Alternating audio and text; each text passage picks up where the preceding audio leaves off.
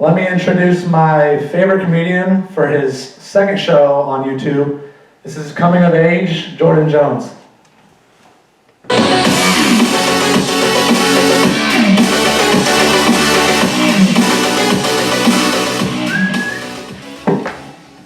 What's going on, guys? How you guys doing? Well, thank you guys for coming out here. It's been a long time coming since my last show. I'm excited to do this tonight. I'll start off by saying I'm going to tell a lot of mean jokes tonight. I want to tell anyone if they get offended or triggered or anything, from the bottom of my heart, I do not give a shit. I would expect you guys to act like adults and handle it. Unless, of course, like some kid finds this on YouTube, in which case I hope you have parents like mine where they didn't really care if anyone swore at them or around my kids or anything. My dad cussed at me throughout my whole childhood, and people try to call him on it, like, don't you think that's going to affect your kid negatively? And he always say, like, no, they're just words, but, only one of his kids are functioning properly in a classroom right now, so maybe they had a point. Let's set the tone with a joke about suicide. You're already laughing. Someone once told me it's easier to kill yourself on accident than it is on purpose. And I gotta disagree with that, because when I was little, I would eat dish soap tablets because I thought they were candy, and I didn't die. Now, I'm not saying you should go out and kill yourself. I am, however, saying if you're gonna do something big like that, bring your A game. Don't waste people's time. I just turned 20 today, so I'm not a kid anymore. I know, I kind of act like an adult, but I don't really know outside of age what makes an adult an adult. I don't do adult things. Someone called me sir the other day, and I was legitimately stunned. I didn't know how to process it. I was like, sir? Me? No, I'm not sir. My mom still pays for my Xbox Live. I'm not there yet. Well, like I said, I'm excited to do this. I'm happy to be here. Not just here, in my house performing for you guys. I'm happy that I'm in this country. Over the last couple of years, I've grown a big appreciation for the United States.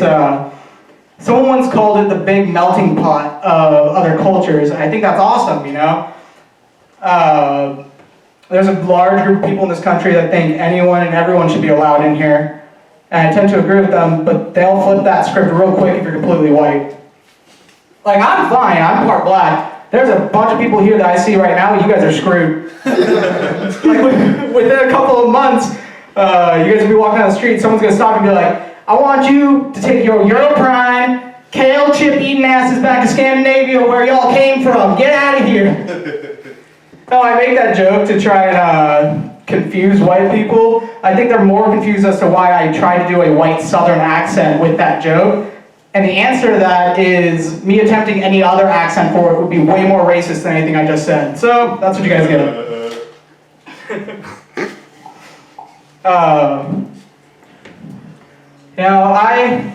You want to know a big example of diversity in this country?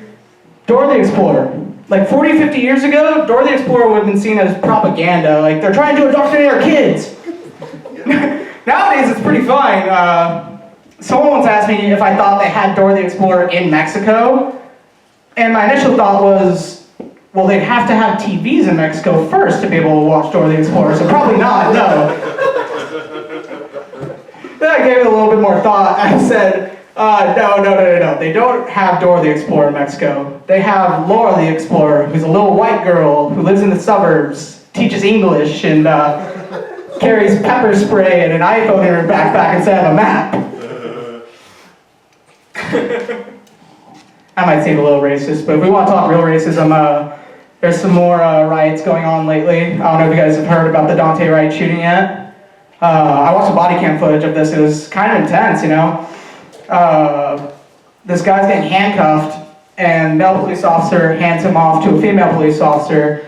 So the guy realizes, oh shit, female cop? I might have got to get away with this. Tries to take off, gets into his car, female cop comes up and yells, taser, taser, taser, and shoots the dude on his head. That brings up a question that I haven't seen anyone else asking. Who the fuck mistakes a Glock for a taser? And people are trying to pass this off like, no, it was just an accident. Like, yeah, it was an accident, but it's a pretty big fucking accident.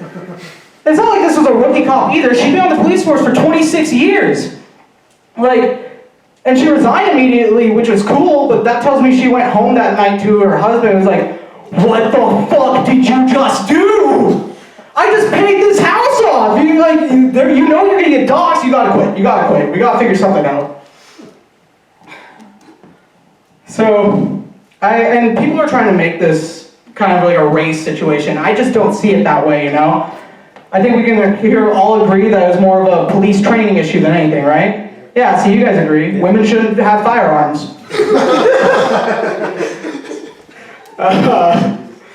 Amen.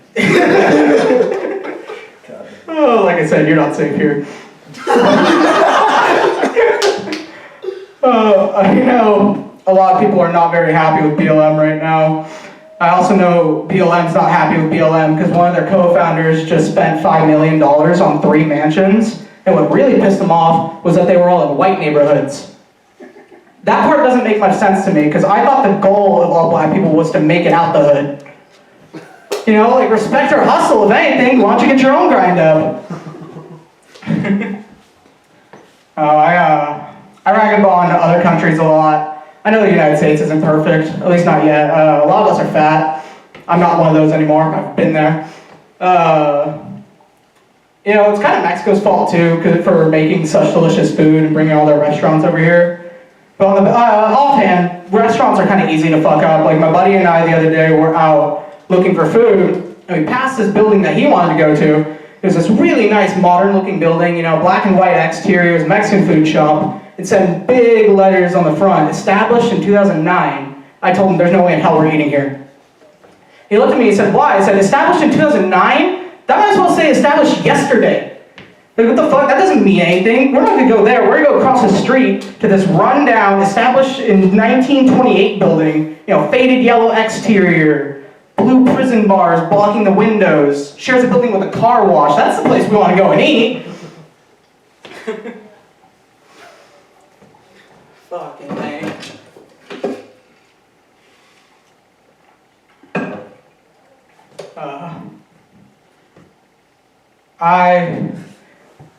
I enjoy doing this. I hope you guys enjoy it too. I know some things I say might not be exactly proper, but like I said, I don't really give a shit. That wasn't a joke, by the way. I actually do have friends, which doesn't make much sense to me because I'm kind of a dick sometimes. Like, a while back, my buddy had told me he put his dog down, and he was looking for sympathy, and I laughed in his face. I didn't laugh because I thought it was funny. I'm just so incapable of showing sympathy for somebody that I resort to humor. And if my buddy started getting on me, he's like, man, you wouldn't know how to react in that situation. You wouldn't know how to deal with it. Like, how would you feel if you had to go and kill one of your dogs? And so I thought about it. I was like, man, he has a good point. Like, how would I feel? So after tonight, I made a decision to do something to be a little more sympathetic to my friends and try to understand their situation. So I'm gonna go have one of my dogs put down. I'm kidding. Not that mean of a person. I also don't care enough about other people's feelings to go out and do that. I think that's my main issue is I try to sympathize with my generation a lot with my humor, but sometimes it doesn't work out because I just don't understand them too much. And by that, I mean strangers do things that have no effect on me whatsoever that make me belligerently angry for no reason. Like, for example, I saw this guy get out of his car one morning. It's like 8 in the morning, it's overcast, he's wearing like one of the stoner polos, one of those hipster bucket hats and sunglasses, 8 in the morning overcast. And my immediate thought was, fuck you, you hippie bastard, why don't you go home and shower? Fucking go get dressed, I look like an adult, what the hell? That's too aggressive, right? It's completely unwarranted. That's the other thing. Something else that bothers me about my generation is like a couple will break up, right? And they'll post all over their social media about it, like people who they barely interact with actually give a shit. And one of them will post something like, I just don't know who I can trust anymore. Yo, literally any fucking one else, like, you're not James Bond, there's not some secret plot against you that's good for people who fucking make you miserable. And guys, by the way, if you see one of your guy friends post something like that, I just don't know who I can trust. I want you to go to their house and punch them in the dick immediately just to remind them that they have one. No man should ever feel that emasculated. It's like saying pretty please or something. Another thing I don't understand about people my age is how many people are getting into OnlyFans. Like, I don't understand that from anyone's perspective. Like, as a guy, you want to pay for barely naked pictures when there's as many naked women pictures or male pictures, whatever you're into, on the internet. And it just doesn't make any sense. And then for the females, I get that you're making money, but like, one of my female friends came up to me a while back. She was all excited that she was starting an OnlyFans. And I was trying to be supportive because I'm a nice guy. I just didn't have the heart to tell her that ugly people don't make money off of OnlyFans.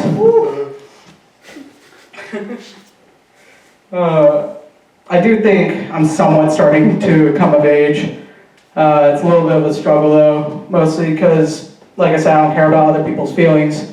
I just kind of ran out of patience to tolerate other people, be sympathetic. I just don't care anymore. I think part of that is I'm a firm believer that we can't accept everybody because that means no one gets bullied anymore. I think bullying people is a strong part of society that teaches you how to act like a functional adult and participate in society properly. And I'm not talking about like bullying people for something they can't control, like being gay or being trans or whatever. I'm talking about like bullying someone for doing something purely stupid, like the people that will dress up as animals, pretend to be animals, and then turn right back around and say, you have to accept me for who I am. No, I don't. I don't have to accept anything. I don't wish any violence against you, but I think who you are warrants you being in a mental hospital, or the pound, whatever you prefer. Like, try to be tolerant, you know?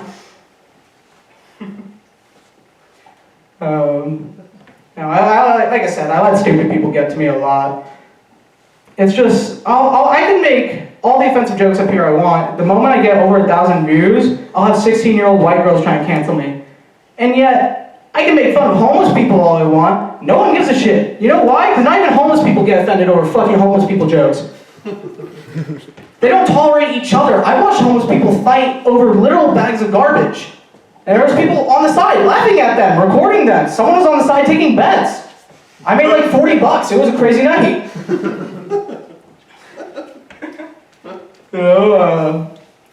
I talk about stupid people. I don't actually have a problem with people. It's just sometimes dumb people get into power. And I don't just say that because of my political views. I say it because they make really dumb laws that I just can't wrap my head around, you know? Like the city of Berkeley a while back posted this ordinance saying that grocery stores are no longer capable of putting junk food into their checkout aisles. And they said it was like a health thing, but that says so much about the city council of Berkeley. Like, if that's what you're prioritizing, what the fuck else has my tax dollars gone to? Like, that makes me think there's just one guy on the city council, wasn't qualified at all for the job, but was really enthusiastic about it, and had like his uncle in the government or some shit that gave him the job. And like every couple of months, when the other city councilors come in, like not wanting to work or super hungover or something, they let this guy just throw an idea, and they're just like, fuck. All right, Jerry, what do you got? And Jerry stands up, he's like, okay, I think I got one. I'm gonna take away all the candy bars and checkout aisles at grocery stores because Mama never lets me get one, and I always want one, and everyone else gets them, so it's not fair, so I'm gonna take them away. And all the others are just like, fuck it, what time is it? Fuck, alright, fine, you win, Jerry. I'll make these jokes, but I don't think I'm qualified to be part of city council or anything. However, if these are the stupid laws that we're going to be passing, at least put someone like me in charge, and we'll have fun with it. Like, I got a couple ideas. The first law change, I'm going to create a gladiatorial-style bum fighting ring in order to control the homeless population. Now, let's save us some tax dollars. The second law I'm going to pass is going to be 2 different types of welfare system. First type is going to be like the normal system, you know? You get money to support your family, you have to submit like a clean drug test, and then I'll help you out. The second welfare system is for the people that don't want to do anything, don't want any responsibilities. I'll still give you money, and I'll also give you any drug that you want, all the alcohol you want, so long as you wear a provided clown costume while you're under the influence of whatever you're doing. Because I think a city of strung out clowns would be beautiful. And think about that. Combine that with the first law I just mentioned. Clown bum fighting gladiatorial ring. San Diego's tourist numbers double overnight. The third law I pass is going to be for the border crisis. Since Trump didn't get reelected, we're going to take all the funding that we had for the border wall, we're going to invest it into cartoon-style booby traps all along the southern border. Like quicksand, snake pits, crudely painted caves on the side of mountains for people to run really fast into. We're going to have that and a couple of roaming Border Patrol death squads that have orders to shoot to kill on site and send out a PSA to the world saying, send every illegal immigrant you want. That may sound brutal, but combine that with a couple of camera crews, America has its next hit game show. We call it Run, motherfucker, how bad do you want it?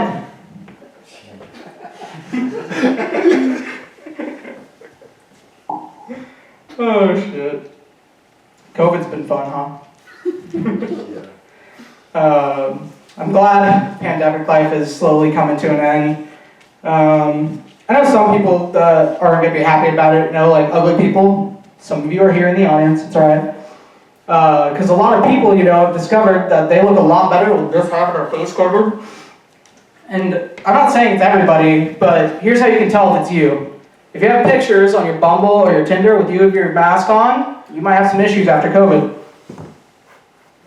You guys want to know who's had the most fun by far with pandemic life? Dr. Anthony Fauci. This dude's been in the public eye for decades, hasn't treated an actual patient for 20 years, and is the poster boy for the COVID relief for no fucking reason. They gave this dude one job: go out, cure diseases. Homie hasn't cured a single disease in his entire life. They gave him control of the cold, the common cold, and he couldn't figure it out. This dude quit, and now he's teaching us about the pandemic? Fuck this guy. He knows just as much about COVID as the rest of us. I can tell? He's flip-flopped on every single decision he's ever made. At first he said that it couldn't be transmitted between people. Now we have to social distance, and then the social distance got reduced. He said healthy people don't need to wear masks. Now they're mandatory everywhere you go. He said we shouldn't lock down a healthy population. Now if you go outside, you're a grandma killer. He said healthy people don't need vaccines. And then he said, actually, everyone needs a vaccine, but even if you get the vaccine, you still have to social distance, wear your mask, quarantine, because the vaccines don't even fucking work! The fucking vaccines are just symptom suppressants. They're not even actual vaccines. And yet we let this guy run the show? Fuck this guy. Alright, I hope you guys have been having fun. We're coming down to the end here. As most of you know, J1S Comedy is going to go on hiatus for a while. I'm going to be going to boot camp soon. And so I want to say that this is not the end for me as a comedian. It's just going to be on pause for a while. I'm going to come back and write and perform for you guys as much as possible. I want to say thank you to anyone who's been supporting my YouTube channel, my TikTok, my Instagram, everything. Anyone who sees this online, go follow those if you can. And I want to leave you guys with this. Determination can push you to anywhere you need to go. I'll explain with a story. The other day I was out for a run. I was half a mile from a public park, half a mile in the other direction from the recruiter's office where my truck was parked. And I got this feeling. It was the, oh God, I have to poop feeling. But it wasn't like that. It was like a, oh fuck, I have to poop feeling. And so I tried to run it out, made it much worse. I get to the behind the buildings in the shopping center, and I'm about to call it quits. I'm about to ask one of the bums if they have any toilet paper that I can borrow from them. And right then, when I'm about to give in, I have this moment. You guys ever have those moments in your life where it's like something straight out of a movie? It's cinematic. I had my entire music library on shuffle, and in my earbuds, Duel of the Fates from the Star Wars soundtrack comes on.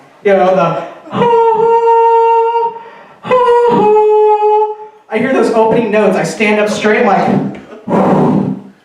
I can do this. I get up, I start running again. I get out from behind the buildings, there's a police car right here. The passenger of the police car is giving me the weirdest look because I'm running out, clutching my stomach, the most pained look on my face, just away from where all the bums and Santee hang out. And I get to the recruiter's office, I'm like, shit, I made it. The door's locked, no one's in the building. I was like, oh God, okay, I can do this. I get in my truck, I sit down, I go to set my music, but what do you play in that situation? I chose Eye of the Tiger.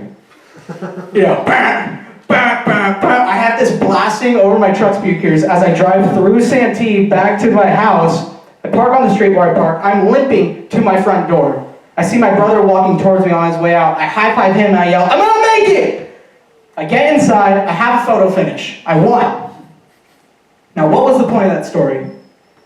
Never ever give up on your dreams or what you're trying to do. Otherwise you might end up shitting yourself. Thank you guys very much for listening. Thank you guys for coming out here. I hope you guys have a good night.